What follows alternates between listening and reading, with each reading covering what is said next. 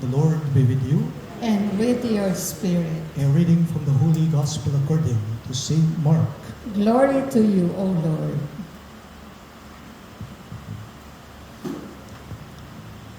Jesus came home with his disciples. Again, the crowd gathered, making it impossible for them even to eat. When his relatives heard of this, they set out to seize him, for they said, "He is out of his mind." The scribes who had come from Jerusalem said, "He is possessed by Beelzebul, and by the prince of demons, he drives out demons." Summoning them, he began to speak to them in parables. How can Satan drive out Satan? If a kingdom is divided against itself, that kingdom cannot stand. And if a house is divided against itself, that house will not be able to stand. And if Satan has risen up against himself and is divided, he cannot stand. That is the end of him. But no one can enter a strong man's house to plunder his property unless he first ties up the strong man. Then he can plunder the house. Amen, I say to you, all sins and all blasphemies that people utter will be forgiven them. But whoever blasphemes against the Holy Spirit will never have forgiveness, but is guilty of an everlasting sin. For they had said, "He has an unclean spirit." His mother and his brothers arrived. Standing outside, they sent word to him and called him.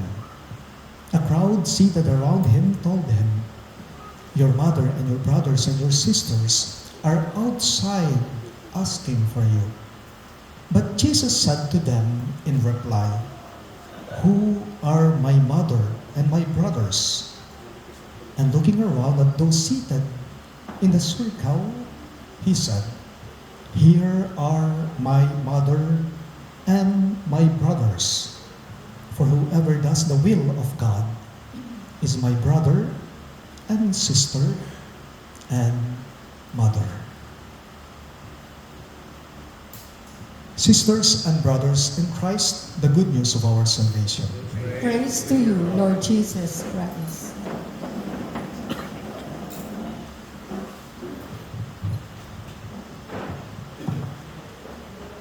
Mayapayapak po kay ngayong sabla. Payapa. Sabi po nila, sanay daw po tayong mga Pilipino sa kalakaran ng pakikisama. Totoo yan.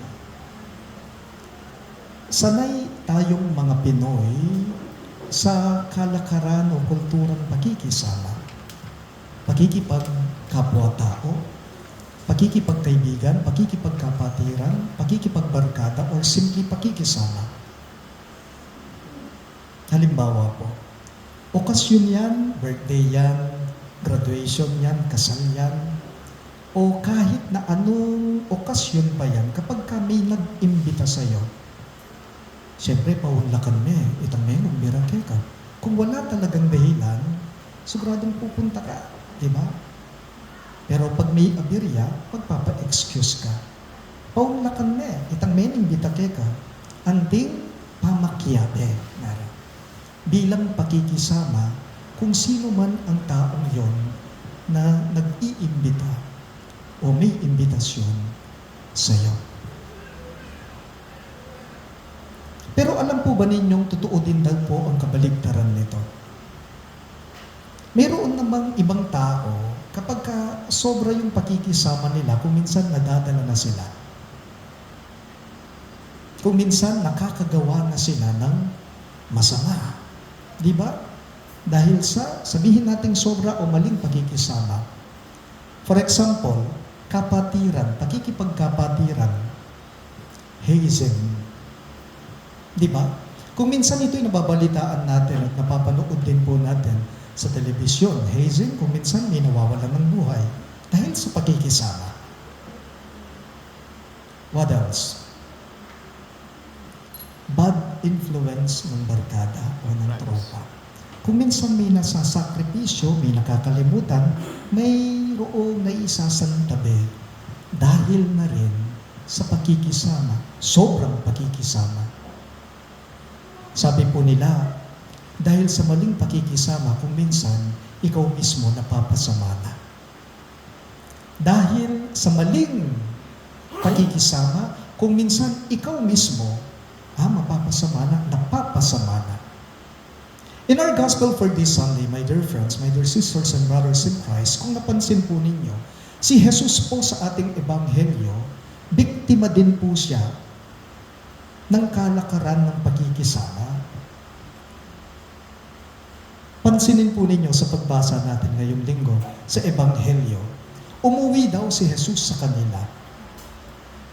Nakita siya ng mga kababayan niya, narinig siya, nangaral siya, nagturo siya. Di ba? Pero may problema sa mga kababayan niya, hindi siya natanggap-tanggap. Hindi nga siya pinaniniwalaan di ba? He is out of his mind, sabi nila. Nasisiraan na daw po siya ng bait o ng ulo. Ikang sabihan ng sira ka buntok, may sa bumulan yung migsalita. Teka, masakit yun pag sinabi nila sa iyo na nasisiraan ka ng bait, nasisiraan ka yata. Ganun po ang pagtingin ng mga kababayan ni Jesus sa kanya. Nasisiraan na siya. Nagdududa sila Kasi po, base sa paniniwala ng mga kababayan ni Jesus na taga-Nazareth din, wala daw pong mabuting tao na manggagaling kailanman sa Nazareth. Wala daw mabuting tao na manggagaling sa kanila. Yun po ang dahilan Yun po ang rason, napansin ninyo, kung bakit si Jesus hindi siya nagpakita ng maraming himala o milagro sa kanila.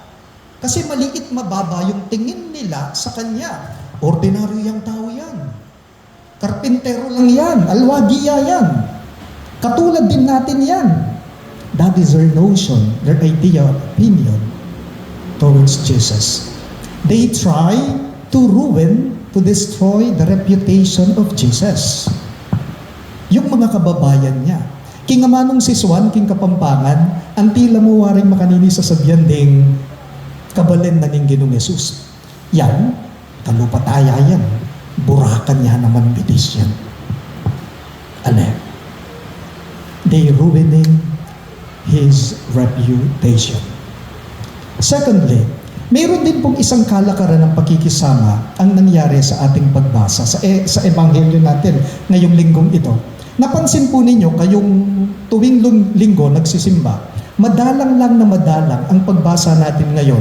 Ang ebanghelyo natin ngayon ay tungkol dito sa tatlong bahagi ng pagbasa natin. Kasi po, usually po, pagkatapos po ng solemnidad o kapistahan ng Sacred Heart of Jesus, yung Sunday nun, siguradong 11th Sunday in ordinary time na. Pero madalang sa pagbasa natin ngayon, ngayong linggong ito, 10th Sunday pa lang. At ang pagbasa natin ngayon, hindi po kadalasang nababasa yan tuwing linggo. Actually po, simpleng aldoya, yung pamamasa ngayon. Nung nga pansinan nyo, haliwa mo itang sisimba kayong Domingo, kahit kayo rin pong nagsisimba, araw-araw. Ang pagbasa natin ngayon, ebanghelyo ito, ordinary day. Kaya, hindi tayo sanay, no? Mayroon din pong nangyaring kalakaran ng pakikisama sa ebanghelyo natin. Nakakalungkot lang po, sa ebanghelyo natin, nagsama-sama daw. May kampi-kampi lang ang mga eskriba at pariseyo upang pagkaisahan nila si Jesus. Isa laban sa marami, isa laban sa mga makapangyarihan, may sinasabi sa mga maimpluwensya. O tapi naman po ing meging sangkanban kanita, kasi nagdududa sila. Ang pagdududa nila, yun ang magiging mitya nila upang malabanan nila si Jesus sa ginagawa niya. Pansinan niyo po, pansinan niyo. Mo itang kabudabudla mo magduda. Ring eskribat pariseo, ting kabalen na ng Ginoong Jesus mismo, na siya na nagtuturo, nagmimilagro, nangangaral sa mga tao. Yan, tulad lang natin yan. Kilala natin yan. Alam natin ang pamilya niyan. Kaya nga po sa bandang huli, anong sinabi nila? Si Jesus daw po kampon ng demonyo. Nakakatawa. Nakakagawa siya ng milagro. Nakakagawa siya, nagpapakita siya ng iba't ibang klase ng himala kasi si Beelzebul, na prinsipe ng mga demonyo, siya ang nagbigay ng pahintulot ng kapangyarihan sa kanya upang magawa niya ang mga bagay na yan. And so we ask, ano po kayang meron sa ibang tao, no? Tingnan po ninyo, ano po kayang meron sa ibang tao? Bakit kaya may mga taong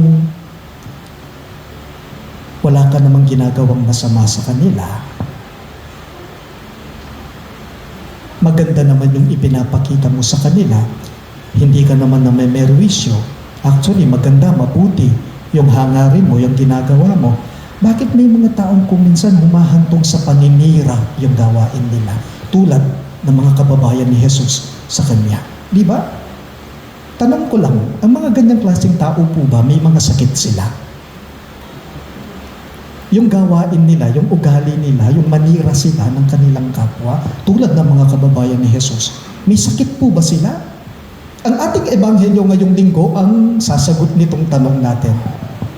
Hindi lamang po sila mga basta-basta may sakit. Mo po kabud masakit. Na po, sinasabi ng ating ebanghelyo, sa paninira nila, mga demonyo sila. Sabi ng ating pagbasa, uling ing kapagnasan darin ing kabalena ng Ginoong Yesus, mitwag nga ning gana-gana. What is the good news here? Isa lang po ang makakalaban sa demonyo, at ito'y walang iba kundi si Jesucristo. Ngayon, kapag sinisiraan ka ng ibang tao, halimbawa, karanasan mo ito, sinisiraan ka ng ibang tao, ano ang magiging sandata mo sa kanila? Ang tapang mo? Yung kaya mong gawin sa kanila? Kapag sinisiraan ka ng iba, hayaan mo lang sila. Ang magiging sandata mo ay ang pananampalataya mo at pagtitiwala mo sa Kanya, sa Diyos. Lawan niyo po. Mas puri kong tungyan, king kapampangan, king amanong sison. Masakit lapong itulid pinusto, ding taong baluktot panisip at saradong puso. Masakit lapong itulid king matino, king gusto, ding taong balo mong baluktot na panisip at sarado na puso. Masakit na rugong pamalinawan o baywan pilubluban, din taong magmaklak-maklakan at pagbulag-bulagan. Ganyan ang mga kababayan ni Jesus sa Kanya. Kasi may hidden agenda sila. Maiitim yung mga balak nila, maiitim yung mga budhi nila at halang ang kanilang mga bituka. Karanasan po ni Jesus yan sa ating ebanghelyo, no? Hindi siya matanggap. Tuturuya mo, manuluya mo, kayabe-yabe-taya mo. Ibig sabihin, mababa ang tingin sa Kanya. Ano pong magandang ginawa ni Jesus? Hinayaan lamang niya ang mga ito. Tinuloy lang niya yung mabuting ginagawa niya, yung misyon niya. Yung misyon niya, mangaral at tumulong sa maraming tao.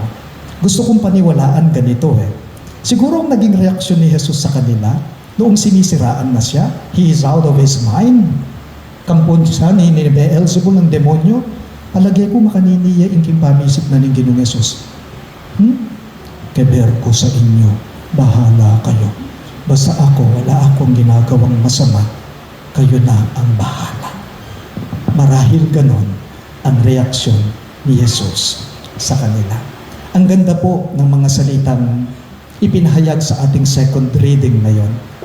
Sabi ng ating second reading, what is sin is transitory.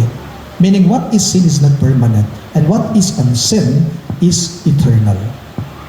King pong kapupusan na ng pamamasata mo, may lumapit daw kay Jesus. Someone in the crowd approached Jesus and told him, nandoon po ang nanay ninyo at ang mga kapatid ninyo. Meaning, mga alagad ninyo. Nandoon po ang nanay ninyo, ang mother ninyo, at ang mga kapatid ninyo. Hinahanap po kayo. Gusto po kayong makita. Ano yung naging reaksyon ni Jesus sa pamilya niya? Kung titingnan natin ang mababaw ito, nung lawantayang mababaw ini, malamoy tanglingad na parang inisnab ni Jesus yung pamilya niya. Pero kung malalim yung pagkakaintindi natin dito, ang ibig sabihin nito ay ganito lamang po. Ang relasyon natin sa Diyos ay hindi lamang po hanggang dugo, pangalan o apelyido. Ing relasyon tamo king apong Ginoo ay amo po mayayakit king papel, king ID, king diploma o king sertipiko. Nakikita yan kung paano ka nakikinig, sumusunod at tumutupad sa kalooban ng Diyos, sa kalooban ng Ama niya. Tanong lang po sa ating lahat, kasama na ako. Ano bang tingin mo sa Diyos talaga? Ano bang turing mo sa Kanya? Kapatid ba? Mahal mo bang Diyos? Yes, Father, mahal ko. May kay ba ang Diyos sa iyo? May kaugnayan ba ang Diyos sa iyo? May kaugnayan ka rin ba sa Diyos? Ngayon, kung may kay ka, tama lang na pakinggan mo, sumunod ka, at tumupod ka sa kanyang mga salita, at tatawagin ka nga namang kapatid niya. Please all rise.